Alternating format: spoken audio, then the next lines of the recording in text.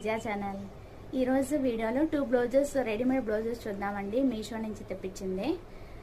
Cost వచ్చి ఒకటి 280 rupees, ఒకటి 372 రూపీస్ అనమాట. ఒకసారి ఓపెన్ చేసి చూసేద్దాం. 372 రూపీస్ పడిందండి ఇది ప్యాకింగ్. ఫోటో పిక్లో ఉన్నట్టు వచ్చిందా లేదో చూద్దామండి.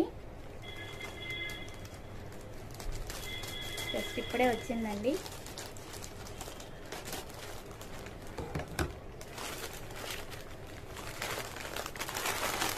మార్చేసాడు మొత్తం.